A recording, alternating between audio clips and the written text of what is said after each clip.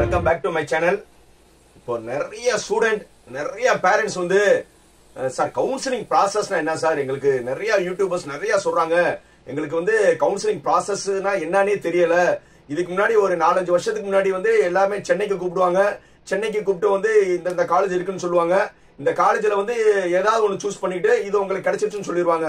ஆனா இப்போ ஆன்லைன்ல கவுன்சிலிங் வந்த பிறகு அது எங்களுக்கு எதுவுமே புரிய மாட்டேங்குது சார். எஸ்பெஷலி வந்து மெயினா வந்து வில்லேஜ்ல இருக்கிறவங்க, அதிகமான ஸ்டூடெண்ட்ஸ் இருக்கிறது வில்லேஜ் இருக்கிற ஸ்டூடெண்ட்ஸ் அண்ட் பேரண்ட்ஸ் வந்து சார் கவுன்சிலிங் என்னன்னே தெரியல, அது எப்படி சார் எனக்கு புரியவே மாட்டேது, ஏதோ கவுன்சிலிங் அக்செப்ட் ஜாயிண்ட் அப்போர்டு என்னென்னமோ சொல்றாங்க சார், அது வந்து எவ்வளவுக்கு எவ்வளவு உங்க சிம்பிளா எக்ஸ்பிளைன் பண்ணுங்க சார் சொல்லி ரொம்ப நிறைய பேரண்ட்ஸ் அண்ட் ஸ்டூடெண்ட்ஸ் கேட்டனால கவுன்சிலிங் ப்ராசஸ் எத்தனை நாள் நடக்கும், எப்படி நடக்கும், உங்களுக்கு சீட் அலாட்மெண்ட் ஆகிறத எவ்வளவுக்கு எவ்வளவு நான் சிம்பிளிஃபை பண்ணி சொல்ல முடியுமோ பண்றேன். ரைட்,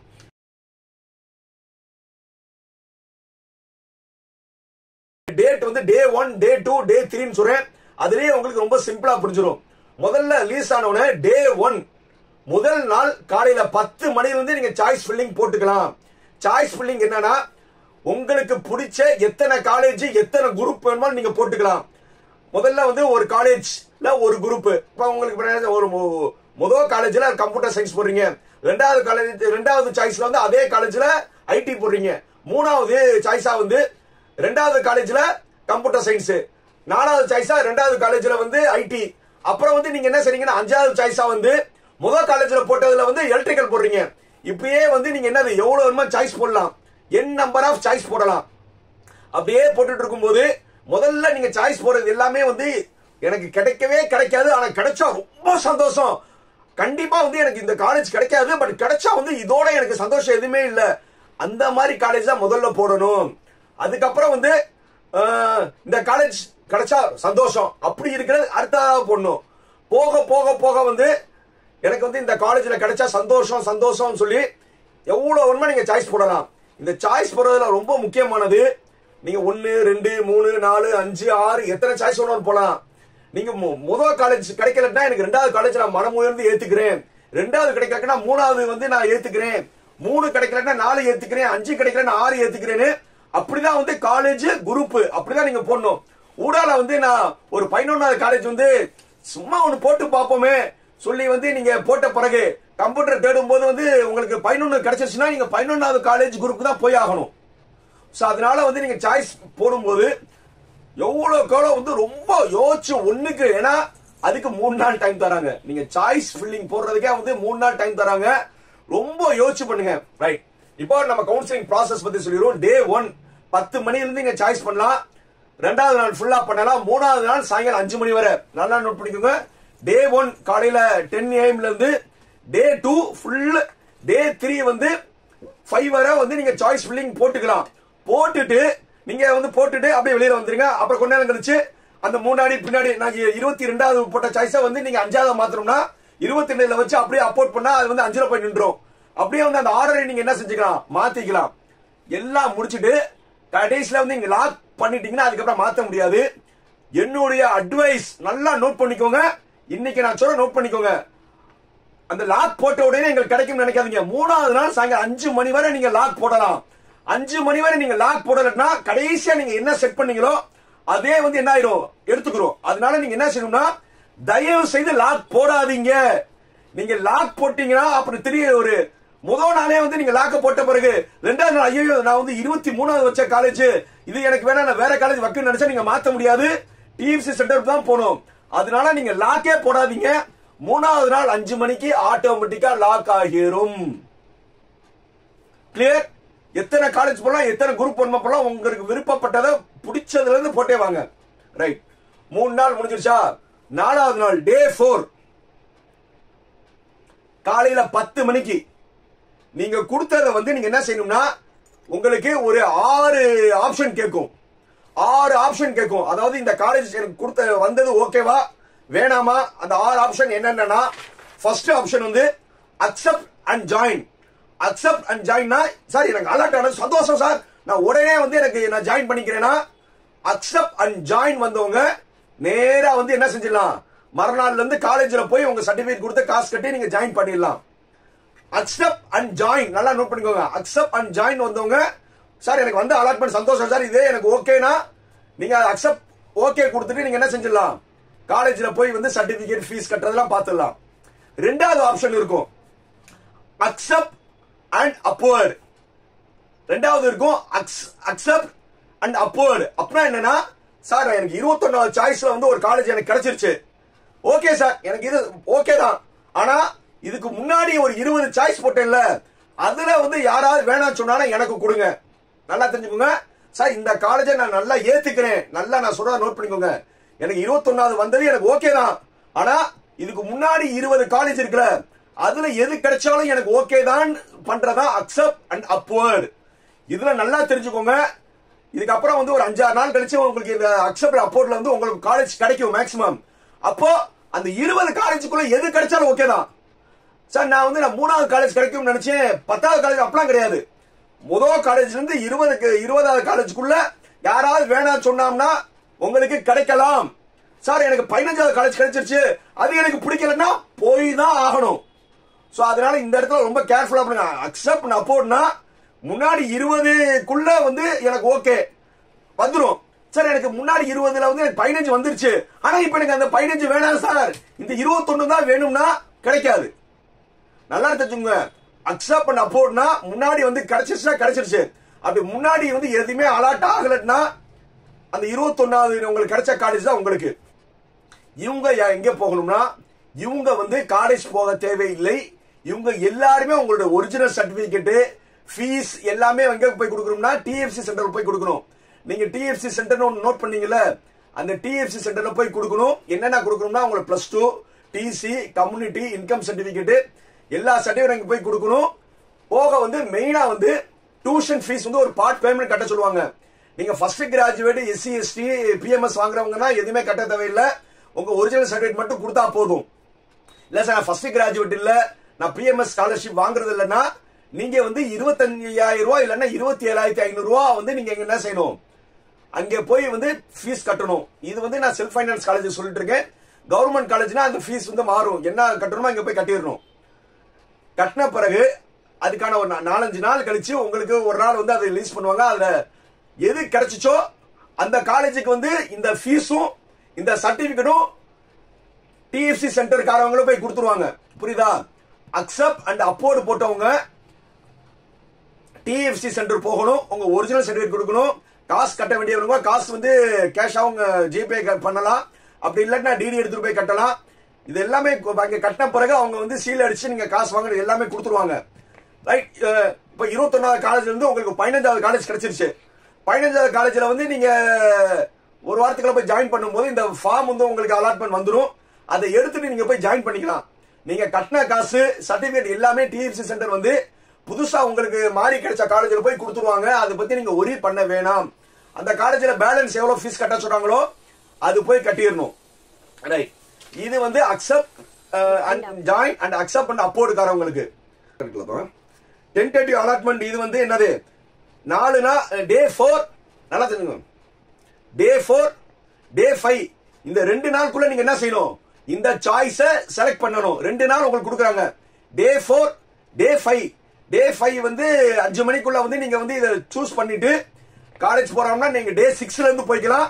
டிஎஃப்சி சென்டர் போறவங்க டே 6ல இருந்து போய்க்கலாம். நல்லா தெரிஞ்சுங்க. 2 நாள் வந்து நீங்க யோசிக்கிறதுக்கு, நீங்க அந்த எந்த பட்டன் போட போறீங்கன்னு சொல்றதுக்கு வந்து என்னது 2 நாள் டைம் தராங்க. ரைட். அது போக சார் நான் டே வந்து நான் காலேஜ்ல ஜாயின் பண்ணிட்டீங்கன்னா டே 6 டே 7 டே 8 டே 9 டே 10 5 நாளுக்குள்ள நீங்க காலேஜ்ல போய் சர்டிபிகேட் ஃபீஸ் கட்டிடணும். இல்ல சார் நான் டிஎஃப்சி சென்டர் போறீங்கன்னா டே 6 டே 7 டே 8 டே 9 டே 10 இதுக்குள்ள போய் நீங்க என்ன செஞ்சிடணும், டிஎஃப்சி சென்டர்ல போய் நீங்க ஒரிஜினல் இது எல்லாமே கொடுத்துடணும். ரைட். சார் இப்போ நான் காலேஜ்ல போய் ஜாயின் சார் நான் ஆர்டர் எடுத்துட்டேன், நான் 5 நாளுக்குள்ள போய் காலேஜ்ல போய் சேரலன்னா கேன்சல், அவ்வளவுதான், இதோட அட்மிஷன் முடிஞ்சிச்சு. அதே மாதிரி சார் நான் டிஎஃப்சி சென்டர் அப்போன்னு சொல்லிட்டு வந்து எனக்கு வந்தது, நான் டிஎஃப்சி சென்டர் போகல, அப்புறம் நான் மறுபடியும் கவுன்சிலிங் வரலாமா, பிம்பி நாக்கி பினாப்பி, அதோட உங்களுக்கு என்ன ஆயிடுச்சு, கவுன்சிலிங்கே முடிஞ்சிருச்சு. அப்போடு கொடுத்து உங்களுக்கு வந்து ஒரு காலேஜ் அலாட் ஆயிடுச்சுன்னா நீங்க டிஎஃப்சி சென்டர் போய் தான் ஆகணும். அதுக்கப்புறம் வந்து அப்போடு வந்துருச்சுல, டிஎஃப்சி சென்டர் போன பிறகு அது ஒரு 15வது காலேஜ் வந்துச்சுல, அது 5 நாள் கழிச்சு உங்களுக்கு தெரியும். அப்ப அந்த காலேஜ்ல போய் சேரணும். அவ்வளவுதான், அதோட உங்க தலையெழுத்து முடிஞ்சிச்சு. திருப்பிலாம் நீங்க கவுன்சிலிங் வர முடியாது. டே 10 வரை சொல்லியாச்சா? அடுத்தது டே 11, 12 எந்த ப்ராசஸுமே நடக்காது. ஏன்னா டே 10 வரை முதல்ல அக்செப்ட் அண்ட் ஜாயின் சொன்னவங்க காலேஜில் சேர்ந்துருவாங்க. அக்செப்ட் அண்ட் அப்போர்டுக்காரவங்களுக்கு அந்த இன்னும் 2 நாள் பயம் இருந்துகிட்டே இருக்கும். சார் நம்மளுக்கு எந்த காலேஜ் கிடைக்க போகுது? ஏன்னா நம்ம டிஎம்சி சென்டர் சர்டிபிகேட் காசு கொடுத்தாச்சுல. டே 13 மார்னிங், நல்லா தெரியுங்க, டே 13 மார்னிங் 10 மணிக்கு அலாட்மெண்ட் வரும் உங்களுக்கு. அந்த அலாட்மெண்ட்ல வந்து உங்களுக்கு எந்த காலேஜ் கிடைச்சிச்சோ அதுதான் உங்க தலையெழுத்து. நல்லா தெரிஞ்சுங்க. யாருக்கு வந்துரும்னா அக்செப்ட் அண்ட் அப்போர்ட் போட்டாங்க டிஎம்சி சென்டர் போய் கொடுத்தீங்களே அவங்களுக்கு 2 நாள் வந்து யாராவது வேணாம் இங்கன்னா போனாலும் எல்லாம் கால்குலேட் பண்ணிட்டு டே 13ல வந்து உங்களுக்கு ஒரு காலேஜ் வந்துரும். அதுதான் உங்களுடைய ஃபைனல் தலையெழுத்து. புரியுதா? நல்லா வந்து ரொம்ப சிம்பிளா சொல்லியிருக்கேன். நான் மறுபடியும் சொல்றேன், இதுல ரொம்ப ரொம்ப ட்ரிக்கியானது டென்டேட்டிவ் அலாட்மெண்ட். நீங்க சாய்ஸ் ஃபில்லிங் பண்ண பிறகு உங்களுக்கு இந்த காலேஜ் வேணுமா வேணாமான்னு சொல்லி ஒரு 6 ஆப்ஷன் கேட்பாங்க. அது என்னென்ன ஆப்ஷன் சொல்லி நான் மறுபடியும் சொல்றேன், நல்லா நோட் பண்ணிக்கோங்க. ஃபர்ஸ்ட் அக்செப்ட் அண்ட் ஜாயின்னா எங்க போகணும்? காலேஜுக்கு போகணும். அடுத்தது அக்செப்ட் அண்ட் அப்போர்ட்னா எங்க போகணும்?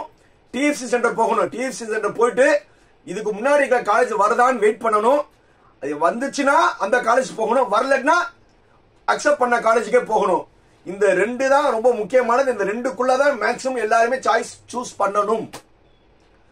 ஆனா வந்து நீங்க பண்ணும்போது ஒரு 6-7 ஆப்ஷன் கேட்கும். ஆனா பெட்டர் சாய்ஸ் வந்து இந்த 2 ஆப்ஷன் தான். Right sir. 3வது என்ன ஆப்ஷன் கேட்கும்னா டிக்ளைன் அப்போர்ட்.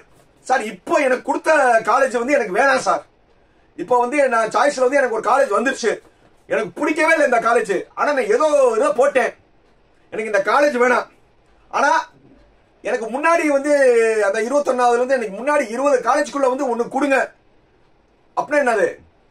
அப்படியே நீங்க டிக் பண்ணிக்கலாம். நீங்க காலேஜுக்கு போக வேணா, டிவி சென்டர் போக வேணா, ஒரு வாரம் வெயிட் பண்ணணும். அந்த டே 11, 12 சொன்னேன்ல அது வரை நீங்க வெயிட் பண்ணணும். அப்போ வந்து யார் என்ன கொடுத்துருக்கீங்க? Decline and upward. டிக்ளைன் என்னது? எனக்கு வேணாம், இந்த அலாட்மெண்ட் வேணாம், மேல கொடுத்தா ஓகே. புரியுதா? அடுத்தது 4வது decline and move to next round.